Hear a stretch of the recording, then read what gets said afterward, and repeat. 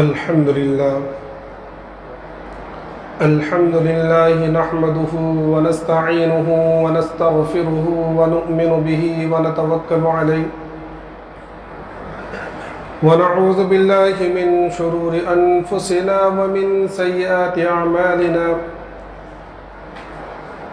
من يهد الله فلا مضل له ومن يضلله فلا هادي له ونشهد أن لا إله إلا الله وحده لا شريك له ولا نظير له ولا معين له ولا مشير له ولا مثال له ولا مثل له ونشهد أن سيدنا وسندنا وشفيعنا وحبيبنا ومولانا محمد عبده ورسوله أما بعد فقد قال الله تبارك وتعالى في القرآن المجيد والفرقان الحميد فأعوذ بالله من الشيطان الرجيم بسم الله الرحمن الرحيم ومن أراد الآخرة وسعى لها سعيها وهو مؤمن صدق الله العظيم. قبل اس کے بعد شروع ہو ایک مرتبہ بلند آواز کے ساتھ درود شریف پڑھیں. اللهم صل على سيدنا مولانا محمد وعلى آل سيدنا مولانا محمد وبارك وسلم كما تحب وترضى عدد ما تحب وترضى يا کریم. میرے محترم بزرگوں اور دوستوں اور عزیز ساتھیوں،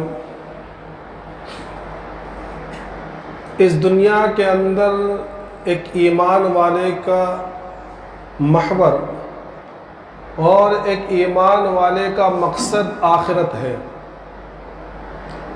اس کی منزل آخرت ہے. یہ دنیا ہمیں آخرت کو بنانے کے لیے ملی ہے، اور دنیا کا قاعدہ قانون یہ ہے کہ جب کسی کو منزل پر پہنچنا ہوتا ہے تو اسے منزل پر پہنچنے کے لیے دو کام کرنا شرط ہے کہ سب سے پہلے تو رخ صحیح ہو، اور دوسرا یہ کہ عزم مصمم ہو، یعنی پکا ارادہ ہو. اس لیے اللہ تبارک تعالیٰ نے ارشاد فرمایا وَمَنْ أَرَادَ الْآخِرَةَ وَسَعَى لَهَا سَعْيَهَا، کہ جو شخص آخرت کا ارادہ کرے اور پھر اس کے لیے کوشش بھی کرے. سن میں کہ آخرت کا ارادہ بھی ہو اور اس کے لیے کوشش بھی ہو. آپ دنیا کے اندر چھوٹے سے چھوٹا سفر لے لیجیے کہ اس کے لیے رخ کا ہونا بھی ضروری ہے کہ صحیح سمت پہ جا رہا ہو. مثلا ہمیں اگر ممبئی سے دلی جانا ہے تو ہمارے لیے ضروری ہے کہ ہم وہ راستہ اختیار کریں جو دلی کے لیے جا رہا ہو، وہ ٹرین کے اندر بیٹھے جو دلی کے لیے جا رہی ہو. اگر ہم نے رخ صحیح نہیں کیا اور پٹنہ والا راستہ پکڑ لیا یا پٹنہ والی ٹرین پکڑ لی اور اس کے بعد ہم سوچیں کہ بھئی دلی پہنچ جائے تو کبھی نہیں پہنچ سکتے. یہ ہے رخ کا صحیح ہونا. دوسرا یہ ہے کہ بھئی رخ تو صحیح ہے، ٹرین کھڑی ہے سامنے، دلی جانے والی ٹرین کھڑی ہوئی ہے، ٹکٹ بھی ہے ہمارے پاس، لیکن ہمارا ارادہ ہی نہیں، ہم جانا ہی نہیں چاہتے، ہم اسٹیشن میں بیٹھے ہوئے ہیں. تو ظاہر سی بات ہے اگر ہم نے ارادہ ہی نہیں کیا تو ہم دلی کیسے پہنچیں گے؟ تو پتہ چلا کہ منزل پر پہنچنے کے لیے ارادے کا ہونا ضروری ہے، اور جو ہے ارادے کے ساتھ ساتھ میں رخ کا صحیح ہونا بھی ضروری ہے. آج پوری انسانیت کے اوپر جو پریشانیاں آئی ہوئی ہیں، جو آفتیں آئی ہوئی ہیں، جو انسان گھبرایا ہوا، پریشان، ستایا ہوا عمومی طور پر جو پھر رہا ہے، کچھ لوگوں کی بات نہیں ہے، کچھ لوگ جو آرام سے ہیں، عیش و آرام میں ہیں، ان کی بات نہیں، لیکن عمومی طور پر پوری انسانیت حیران و پریشان ہے، فتنوں کے اندر مبتلا ہے. تو ہمارے حضرت پیر عزیز فرمایا کرتے ہیں کہ دیکھو اس کے لیے اس کی وجہ یہ ہے کہ آج عام طور پر انسان 4 طریقے کی غلطی کر رہا ہے. انسان 4 طریقے کی غلطی کر رہا ہے. سب سے پہلی غلطی جو ہے وہ یہ ہے کہ انسان نے اپنی محنت کا میدان دنیا کو، آخرت کو چھوڑ کر دنیا کو بنا لیا. کہ انسان نے دنیا کو اپنی محنت کا میدان بنا لیا اور آخرت کو چھوڑ دیا. اب وہ دن رات صبح شام ساری صلاحیتیں، سارا علم، ساری طاقت اس کے صرف دنیا کے لیے لگ رہی ہے. کیوں؟ کیونکہ اس نے اپنا میدان ہی دنیا کو بنا لیا ہے کہ بس دنیا کمانی ہے، دنیا مل جائے۔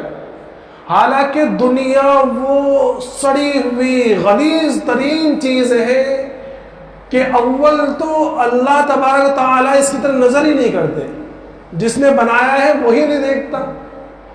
دوسری چیز یہ کہ یہ اتنی ناپائیدار، اتنی بے وفا چیز ہے کہ کبھی یہ انسان کو پوری مکمل طور پر ملی ہی نہیں، اور اگر کبھی انسان کو مل بھی جائے تو خود انسان اتنا ناشکرا ہے کہ کبھی اس کا پیٹ نہیں بھر سکتا۔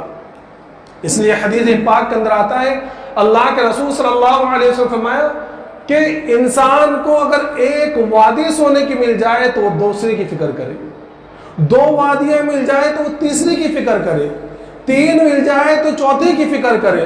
یعنی اگر پوری دنیا سونے کے لیے بنا دی جائے تو وہ یہ سوچے کہ میں اس کا بنانے والا میں خود کیوں نہیں ہوں۔ اور آخر میں اللہ کے رسول صلی اللہ علیہ وسلم فرمایا کہ انسان کا پیٹ تو قبر کی مٹی ہی بھر سکتی ہے۔ تو دنیا تو ناپائیدار چیز ہے، دنیا ناپائیدار چیز ہے، لیکن مسئلہ یہ ہے کہ آج ہمارا سارا زور دنیا کے اوپر ہے۔ حالانکہ دنیا تو ہر ایک کی کٹ رہی ہے، دنیا ہر ایک کی کٹ رہی ہے۔ جو محل میں رہتا ہے اس کی بھی کٹتی ہے، جو جھونپڑے میں رہ رہا ہے اس کی بھی کٹ رہی ہے، جو اعلیٰ کوالٹی کے کھانے اور بہترین قسم کے کھانے بہترین ہوٹلوں میں کھا رہا ہے اس کی دنیا بھی کٹ رہی ہے، اور جو بالکل روٹی دال کھا رہا ہے اس کی دنیا بھی کٹ رہی ہے۔ تو دنیا تو ہر ایک کی کٹنی ہے۔ اے شمع تیری طبیع عمر ایک رات ہے، اے شمع تیری طبیع عمر ایک رات ہے، ہنس کر گزار دے یا کہ رو کر گزار دے۔ دنیا تو ہر ایک کی کٹے گی، چکنی چپڑی کھا کر بھی کٹ جائے گی، سوکھی روٹی کھا کر بھی گزر جائے گی۔ کسی شاعر نے کیا خوب کہا ہے کہ یہاں ایسے رہے کہ ویسے رہے، یہاں ایسے رہے یا ویسے رہے، دیکھنا یہ ہے کہ وہاں کیسے رہے۔ کہ دنیا کے اندر اصل مسئلہ نہیں ہے، مسئلہ تو ہمارا آخرت ہے کہ دنیا کے اندر بہترین زندگی گزار کر چلے گئے اور بہترین محلوں میں رہ کر چلے گئے، بہترین کھانا کھا کر چلے گئے، بہترین لباس پہن کر چلے گئے، اور بہترین عورتوں کے ساتھ اور بہترین دوستوں کے ساتھ رہ کر چلے گئے۔ اگر ایمان کے بغیر چلے گئے اور آخرت بنا کرنے گئے تو کیا فائدہ اسی زندگی کا؟ اور اگر دنیا کے اندر تھوڑا کم کھایا، تھوڑے لباس پھٹے ہوئے پہن لیے، تھوڑے لباس کم قیمتی پہن لیے، زیادہ جان پہچان نہیں ہوئی ہے اور زیادہ دوست احباب نہیں ہیں، بالکل گمنامے کی زندگی گزار کے چلے گئے لیکن آخرت بنا کے چلے گئے، فرمایا کہ وہ کامیاب ہے۔ حضرت پیر صاحب نے لکھا ہوا ہے اپنی کتاب کے اندر کہ ایک مرتبہ میرے پاس ایک فون آیا رات میں 3 بجے رات میں فون آیا، اور وہ صاحب کہنے لگے کہ حضرت میں ابھی تک سویا نہیں ہوں، اور مجھے یہ خیال ہوا کہ آپ بھی تہجد پڑھنے کے لیے اٹھے ہوں گے، تو میں نے اس لیے آپ کو فون کیا کہ آپ تہجد میں میرے لیے دعا کریں، میں بڑا پریشان ہوں اور میں رات بھر سویا نہیں ہوں، 3 بج گئے ابھی تک سویا نہیں۔ تو حضرت فرماتے ہیں کہ میں نے اس سے پوچھا کہ کیا بات ہے، کیا پریشانی ہے؟ تو وہ شخص کہنے لگا کہ حضرت میرے پاس 35 ملے ہیں، 35 کارخانے 35 ملے ہیں، لیکن مسئلہ یہ ہے کہ آج صبح کے اندر جو ہے 36ویں جو مل ہے اس کے شیئر کھلنے والے ہیں، دعا کرے کہ اللہ کہ اس کے شیئر جو ہے ذرا کم دامے میں کھل جائے اور میں سارے شیئر خرید لوں۔ اب بتاؤ کہ 35 ملوں کا مالک رات میں اس لیے نہیں سو رہا ہے کہ کل 36ویں مل کے لیے اس کو خریداری کرنی ہے۔ یہ دنیا کی حالت ہے، ورنہ اگر کوئی عام انسان ہوتا، کوئی آخرت کو بنانے والا ہوتا تو ایسے تو میں کیا کہتا کہ حضرت میں نے دعا کر دیجئے کہ میں ایمان پر میرا خاتمہ ہو جائے، یہ دعا کیجئے کہ اللہ مجھے اپنی معرفت نصیب کر دے۔ لیکن چونکہ دنیا دل میں بسی ہوئی ہے، ہمارا پوری محنت کا میدان دنیا بنا ہوا ہے، اس لیے آخرت کی فکر غائب ہے۔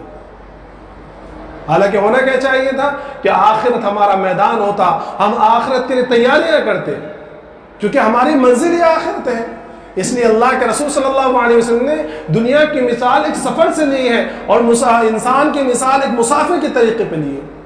فرمایا کن فی الدنیا کأنک غریب او عابر سبیل، کہ دنیا کے اندر ایسے رہو جیسے اجنبی رہتا ہے، یا ایسا کہ جیسے راہ چلتا ہو مسافر رہتا ہے۔ تو سب سے پہلی غلطی جو انسانیت اس وقت کر رہی ہے وہ یہ ہے کہ اپنی محنت کا میدان اس نے دنیا کو بنا لیا ہے آخرت کو چھوڑ کر۔ دوسری غلطی یہ کر رہی ہے کہ آج پوری انسانیت نے روحانیت کو چھوڑ کر مادیت کو اپنا محنت کا میدان بنا لیا ہے. مادیت کو، کہ اتنا دنیا کی چیزوں کے اوپر محنت کر رہے ہیں. مادیت، یہ دنیا کی جو ہمارے سامنے نظروں کے اندر چیزیں ہیں، وہ ساری چیزیں، یہ کھیتی باڑی، موٹر سائیکل، یہ بڑے بڑے بنگلے، بڑے بڑے محلات، بڑی بڑی بلڈنگیں، یہ ساری چیزیں جو ہیں یہ مادیت سے تعلق رکھتی ہیں. تو اتنی محنت کی اس نے مادیت کے اوپر، اتنی محنت کی ہے کہ آج پوری دنیا کے اندر آپ دیکھ لیجئے کہ کیا حالت ہے. کہ حضرت پیر صاحب نے لکھا ہے کہ امریکہ کے اندر ایک باغ انہوں نے ایسا لگایا ہے کہ وہ کہتے ہیں کہ یہ باغ ایسا باغ ہے کہ دنیا کے اندر جس کونے میں بھی جہاں بھی پھول ہو وہ پھول کے نمونہ یہاں ملے گا. پوری دنیا کے اندر جہاں بھی پھول کی جو قسم ہے وہ ساری قسمیں یہاں ضرور رہے گی. تو حضرت پیر صاحب لکھتے ہیں کہ مجھے بڑا تعجب ہوا کہ بھئی ایسا کیسے ہو سکتا ہے، کیونکہ دنیا کے اندر بعض علاقے ایسے ہیں جہاں برف گرتی ہے، نہایت شدید سردی، اور بعض علاقے ایسے کہ جہاں نہایت شدید گرمی. تو وہاں کے پھولوں کو یہاں کیسے جمع کیا جا سکتا ہے؟ تو جب میں اندر گیا تو میں نے دیکھا کہ ان لوگوں نے مصنوعی طریقے پر ایسے کانچ کے گلاس لگا کر ایسی جگہ پیدا کی گئی تھی کہ وہاں بالکل اتنی سردی تھی جیسا کہ برفیلے علاقے میں وہ ہوتی ہے. اور بعض ایسے خانے بنائے ہوئے تھے، ایسے باکس بنائے ہوئے تھے کانچ لگا کر کہ وہاں اتنے ہیٹر کے ذریعے اتنی گرمی پیدا کی گئی تھی جیسے کہ ہمارے دوپہر میں کیسی گرمی ہوتی ہے وہاں ویسی ایسی گرمی پیدا کی گئی، اور وہاں اس جگہ کے پھول اگائے گئے.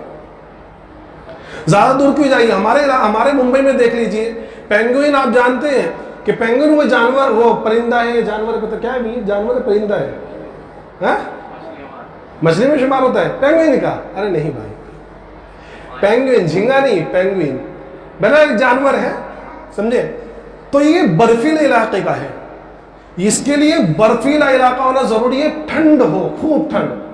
آج کیا ہوا، آج ہندوستان کے اندر ممبئی کے اندر اس کو رکھا ہوا ہے، لیکن آپ وہاں جائیے دیکھ رہے ہیں، آپ نے دیکھا ہوگا یہ اپنا جو رانی باغ ہے بائک اللہ کا، کہ وہ پورے کانچ کا بنایا ہوا ہے، اور باقاعدہ وہاں اتنی اندر اتنی ٹھنڈی لوگ مینٹین کرتے ہیں جو پینگوئن کے زندہ رہنے کے لیے ضروری ہے اتنی.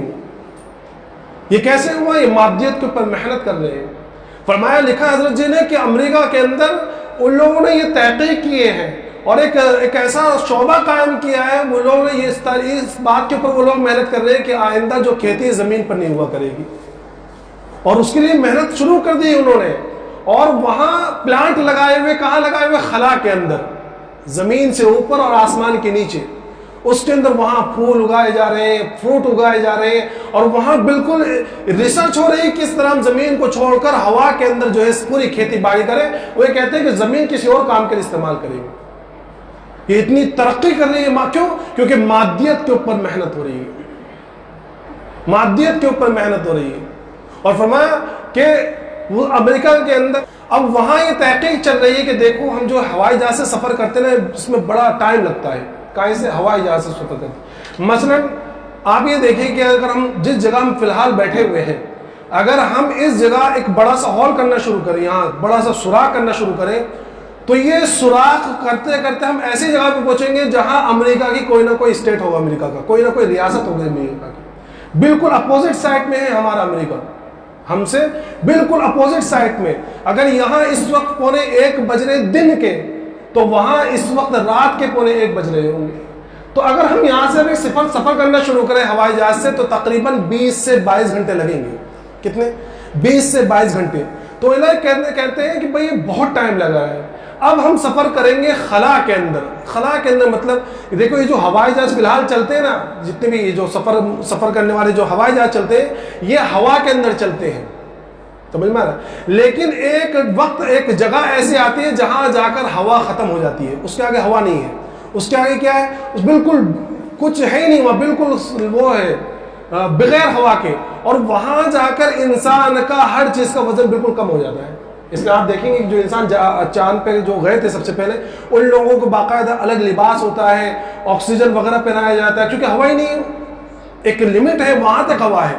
تو وہاں جا کر بالکل ہر چیز ایک دم ہلکی ہو جاتی ہے. تو وہ یہ کہتے ہیں کہ دیکھو یہ ہوائیں جائے چونکہ ہوا میں اڑتے ہیں، تو ہوا کے اندر زیادہ سے زیادہ اسپیڈ رکھ سکتے ہیں 500 میل فی گھنٹے کے حساب سے، 500 میل فی گھنٹے کے حساب سے. اب یہ چونکہ رفتار بڑی کم، اس سے زیادہ نہیں چلا سکتے، اس سے زیادہ اگر ہوائی جہاز چلائے گا اس سے زیادہ تیز تو ٹیمپریچر اتنا بڑھ جائے گا کہ ہوائی جہاز جو پھوٹ جائے گا، پھٹ جائے گا۔ لیکن جب وہ خلا کے اندر پہنچیں گے تو خلا کے اندر چونکہ بالکل ٹیمپریچر وغیرہ کچھ مسئلہ نہیں رہتا، ہوا کا دباؤ نہیں رہتا، تو وہاں تم کتنی تیز بھگا لو، 15,000 کلومیٹر کے حساب سے بھگا لو، کچھ مسئلہ نہیں ہے۔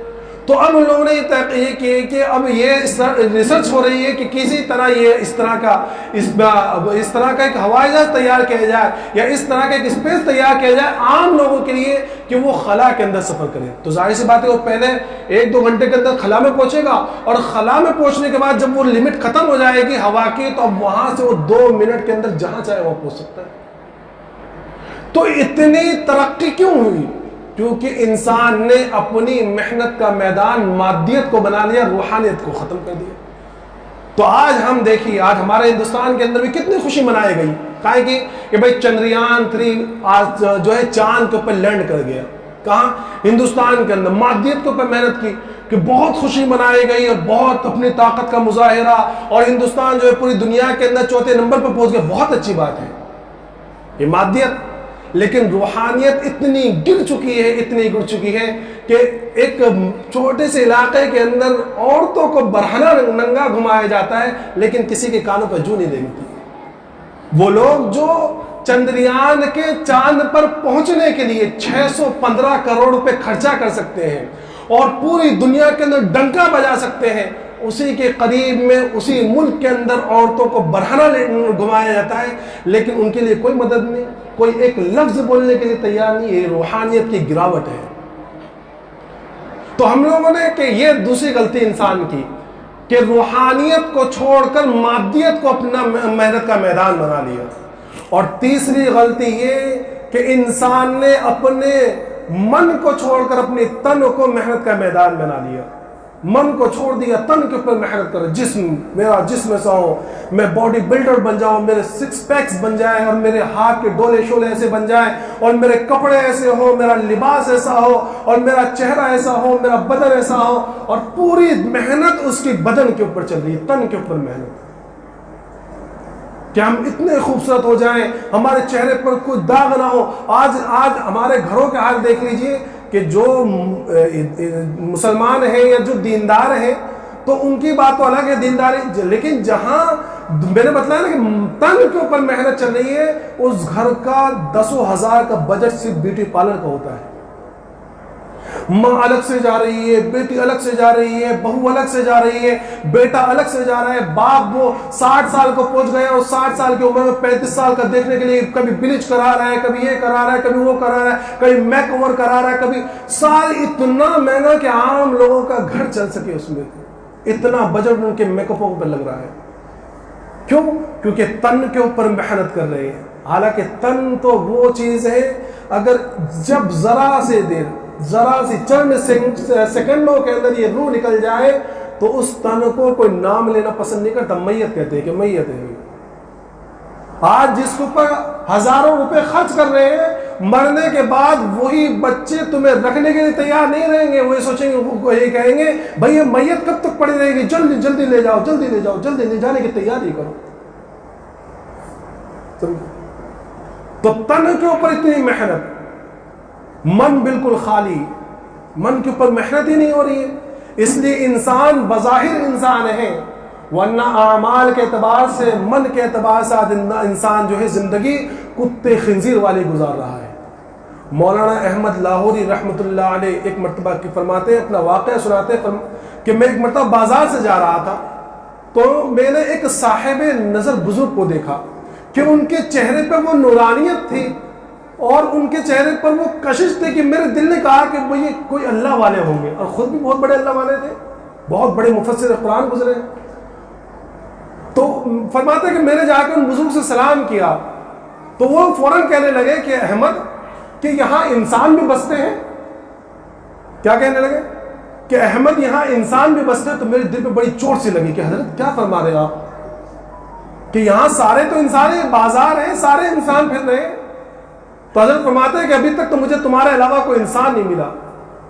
تو مولانا احمد لاہوری رحمۃ اللہ علیہ فرماتے ہیں کہ جب یہ بات انہوں نے کہی تو فوراً میرے دل کی کیفیت سے بدل گئی، اور تھوڑے دیر کے لیے میں نے، جب میری نظر پورے بازار والوں پڑی تو میں نے دیکھا کہ پورے بازار کے اندر کتے، بلی، خنزیر گھوم رہے ہیں۔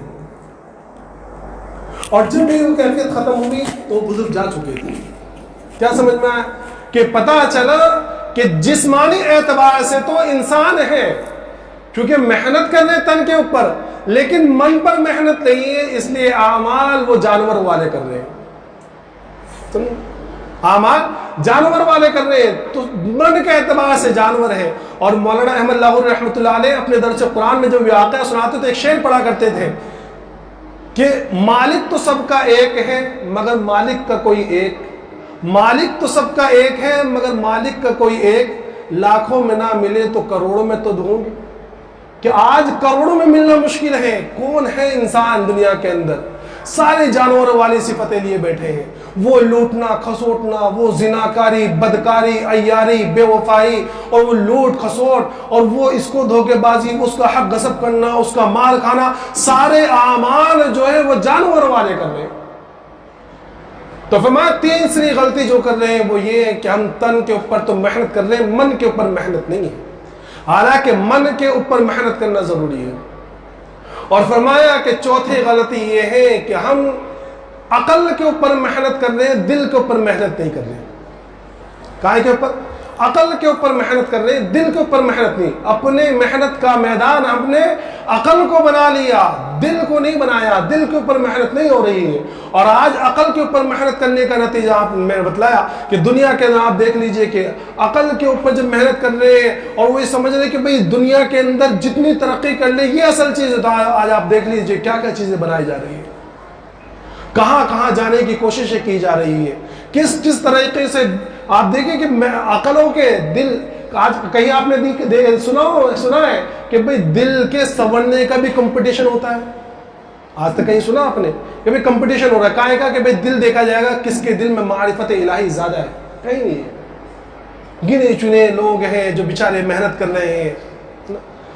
اور دعا کریں اللہ تبارک تعالیٰ ایسے لوگوں کا سایہ تادر ہمارے سروں پر قائم رکھے۔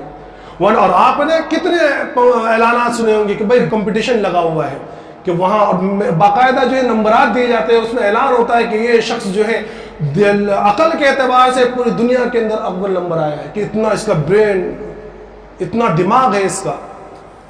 تو پورا محنت کا ہم نے میدان دماغ کو بنا لیا، عقل کو بنا لیا، حالانکہ عقل اصل نہیں ہے، اصل تو دل ہے، کیونکہ دل کے ارادے سے سارے کام ہوتے ہیں، دل کے اندر ساری چیزیں بستی ہیں، ساری کیفیات جذبات دل میں ہوتے ہیں، نفرت دل میں پیدا ہوتی ہے، اس کے بعد اس دل کا اثر دماغ پر پہنچتا ہے، اور پھر دماغ کہتا ہے کہ بے شخص کو مارنا ہے، دل کے اوپر اندر محبت آتی ہے، پھر دل پیغام بھیجتا ہے دماغ کو، اور پھر دماغ یہ کہتا ہے کہ نہیں اس کی محبت میرے دل میں ہے، میں اس کو اپنے قریب کروں، اس کو گفٹ دوں، سمجھے؟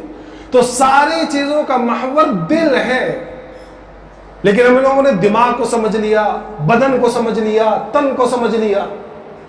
اس لیے آپ دیکھیں کہ اللہ تبارک تعالیٰ نے اپنا گھر عقل کو قرار نہیں دیا کہ بھئی انسان کی عقل اللہ کا گھر ہے، بلکہ فرمایا کہ انسان کا دل یہ اللہ کا گھر ہے۔